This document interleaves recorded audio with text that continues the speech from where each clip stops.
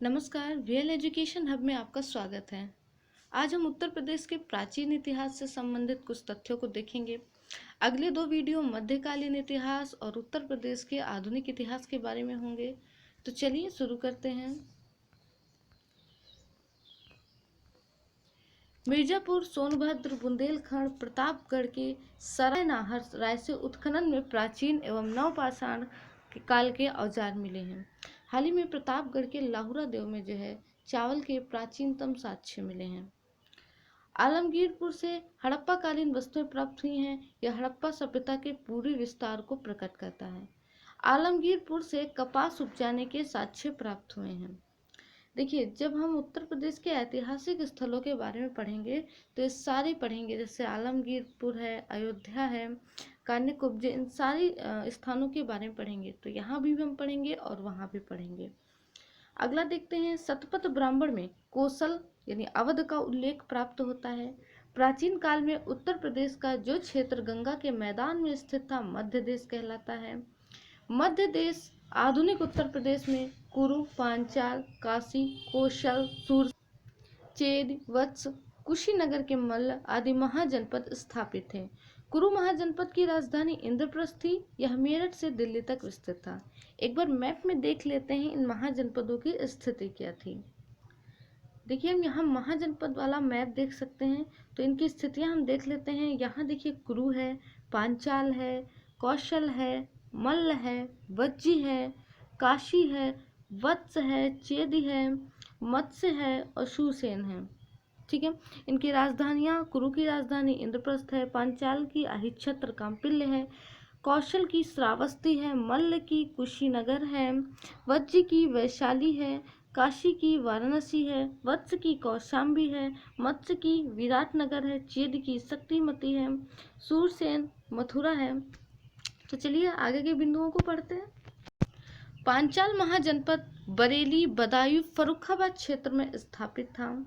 पांचाल महाजनपद के उत्तरी क्षेत्र की राजधानी अहिच्छत्र थी तथा पांचाल महाजनपद के दक्षिणी क्षेत्र की राजधानी कांपिल्य थी। सूरसेन महाजनपद मथुरा के समीपवर्ती क्षेत्र में स्थापित था और इसकी राजधानी की बात करें तो मथुरा थी। वत्स महाजनपद जो कि इलाहाबाद के समीपवर्ती क्षेत्र में स्थापित था, इसकी राजधानी कौशाम्बी थी। कौशल महाजनपद अवध क्षेत्र में स्थापित था। इसकी राजधानी की बात करें तो श्रावस्ती थी। मल्ल महाजनपद जो कि देवरिया गोरखपुर क्षेत्र में स्थापित था, इसकी राजधानी कुशीनगर जिसे कसिया कहते हैं तथा पावा पडरौना थी।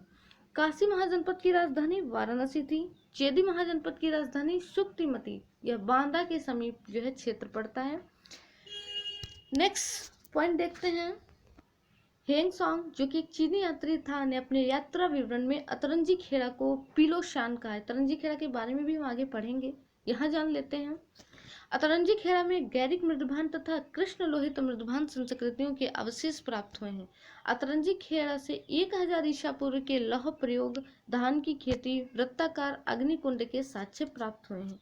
अतरंजी खेड़ा उत्तर वैदिक युग से संबद्ध स्थल स्वीकार किया गया है। अतरंजी खेड़ा से शुंगों, कुषाणों तथा गुप्त शासकों से संबद्ध अवशेष प्राप्त हुए हैं। अयोध्या का प्राचीन नाम अयाजसा था। बौद्ध परंपरा के अनुसार अशोक ने एक स्तूप का निर्माण अयोध्या में कराया था। जैन ग्रंथों में उल्लिखित है कि आदिनाथ सहित 5 तीर्थकरों की जन्मभूमि अयोध्या थी। रघुवंशी भगवान राम की जन्मभूमि अयोध्या नगरी थी। अहिच्छत्र से ईसा पूर्व 100 से 300 ईस्वी के मध्य वाले स्तरों से मृण मूर्तियां प्राप्त हुई हैं। अहिच्छत्र से मित्र उपाधि वाले राजाओं के सिक्के प्राप्त हुए हैं। अहिच्छत्र के शासक अच्युत को गुप्त नरेश समुद्रगुप्त ने पराजित किया था। अहिच्छत्र से गुप्तकालीन यमुना की एक मूर्ति प्राप्त हुई है। अहिच्छत्र से 350 ईस्वी से 750 ईस्वी के मध्य के मंदिर देवकक्ष प्राप्त हुए हैं।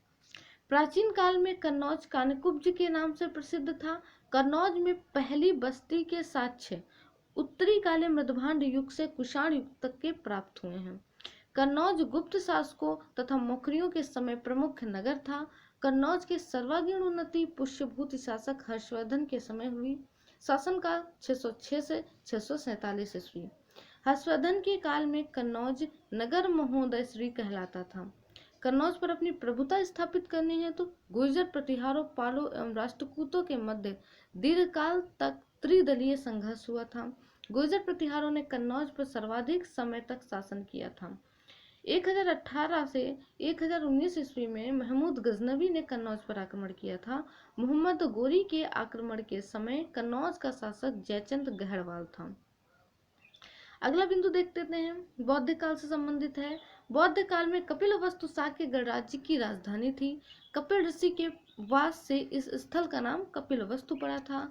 कपिलवस्तु श्रावस्ती, वाराणसी मार्ग तथा वैशाली पुरुषपुर मार्ग का केंद्र स्थल था। महावस्तु के अनुसार कपिलवस्तु में अनेक प्रकार के शिल्प विकसित थे। कपिल प्राचीन काल में शिक्षा का प्रसिद्ध केंद्र रहा था। जैन ग्रंथों, बौद्ध जातक साहित्य व महाभारत में कौटिल्य का विस्तृत विवरण प्राप्त होता है। कुशीनगर की विस्तृत जानकारी दिव्यवदान, दीर्घ निकाय, अशोक के 8वें बृहद शिलालेख, कनिष्क के सिक्कों तथा फाहियान एवं ह्योंगसांग के यात्रा विवरणों से मिलती है। कुशीनगर मल्लगढ़ राज्य की राजधानी थी। कुशीनगर में 483 ईसा पूर्व भगवान बुद्ध का महापरिनिर्वाण हुआ था।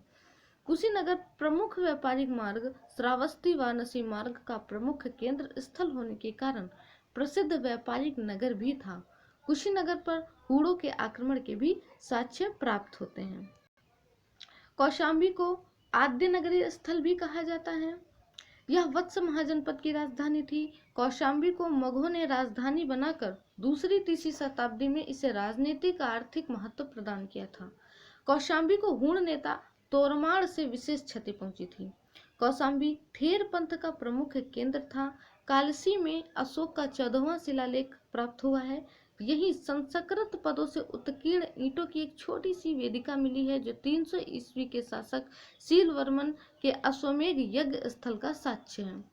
काशी 6ठी शताब्दी ईसा पूर्व में 16 महाजनपदों में चर्चित महाजनपद था जिसकी राजधानी वाराणसी थी। काशी का सर्वप्रथम उल्लेख अथर्ववेद में प्राप्त होता है।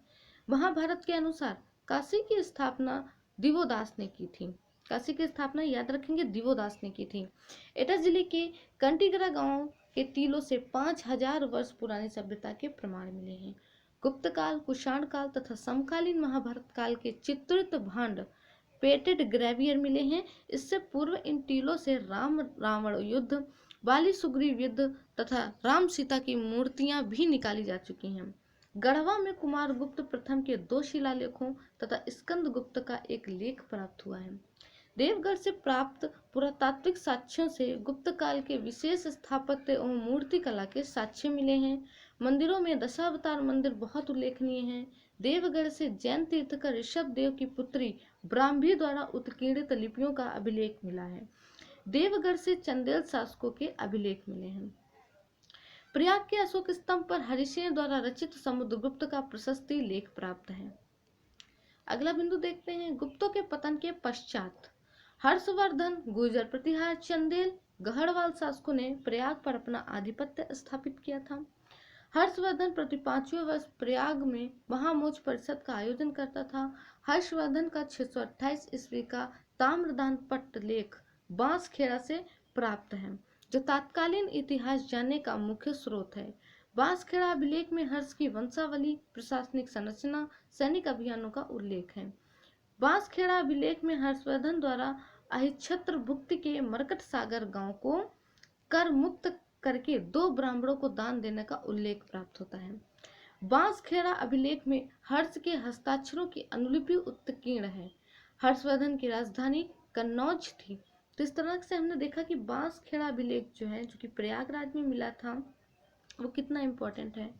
गुप्तकालीन मंदिरों में भीतरगांव का मंदिर छोटी पकी ईंटों से निर्मित है। इसे चंद्रगुप्त द्वितीय विक्रमादित्य के काल में बनवाया गया था। इस मंदिर की विशेषता शिखर का होना तथा ऊंचे चबूतरों पर निर्मित होना माना जाता है। इस मंदिर की छत पिरामिडाकार है। मंदिर की दीवारों पर देवी देवताओं की मूर्तियों को उकेरा गया है। महाजनपद युग में मथुरा सुसेन महाजनपद की राजधानी थी। मथुरा कुषाणों के पूर्वी साम्राज्य की राजधानी थी। कुषाणों के सिक्के बहुतायत में मिले हैं।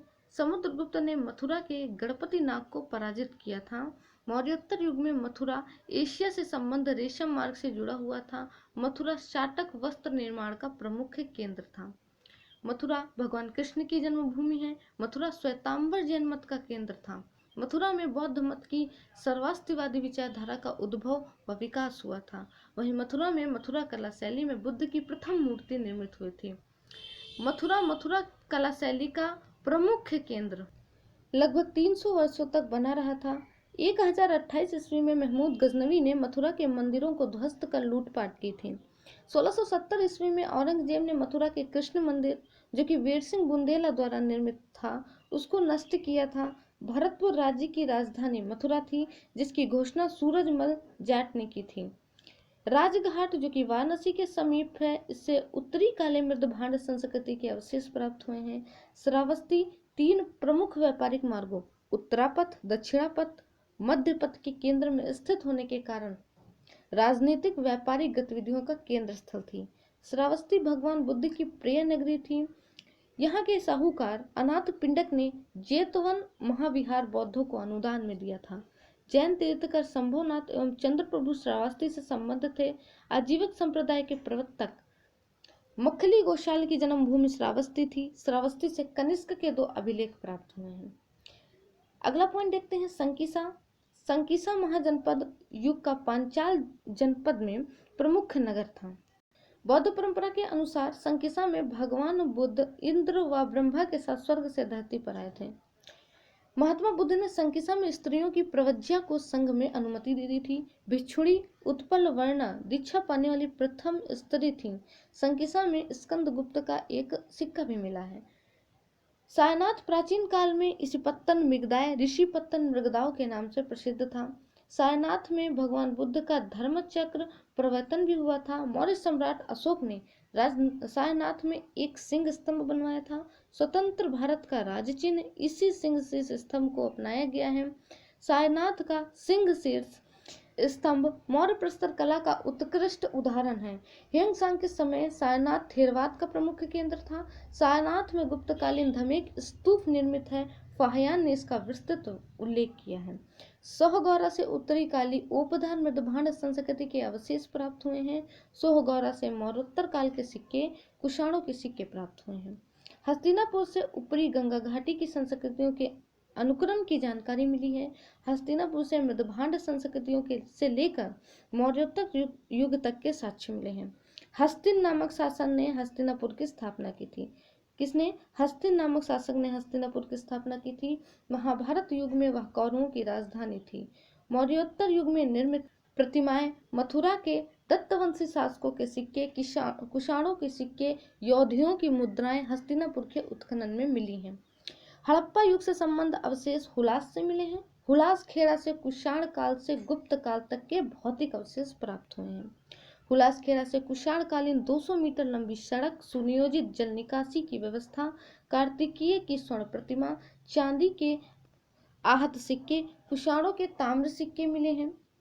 हुलास खेड़ा से गुप्तकालीन दुर्ग के भग्नावशेष, तांबे और चांदी के सिक्के, गुप्त लिपि में उत्कीर्ण मुहरे, हाथी दांत की कंघी, मोहर छापे प्राप्त हुए हैं। तो इस तरह से हमने उत्तर प्रदेश के प्राचीन इतिहास के बारे में पढ़ा। इससे संबंधित क्विज हमारे टेलीग्राम चैनल में उपलब्ध रहेगी। इसके अलावा हम इससे संबंधित प्रश्नों का एक वीडियो भी लाएंगे। तो अगर आपको ये वीडियो पसंद आता है तो वीडियो को लाइक और चैनल को सब्सक्राइब जरूर करें। मिलते हैं नेक्स्ट वीडियो में उत्तर प्रदेश के मध्यकालीन इतिहास को लेकर। तब तक के लिए जय हिंद, जय भारत।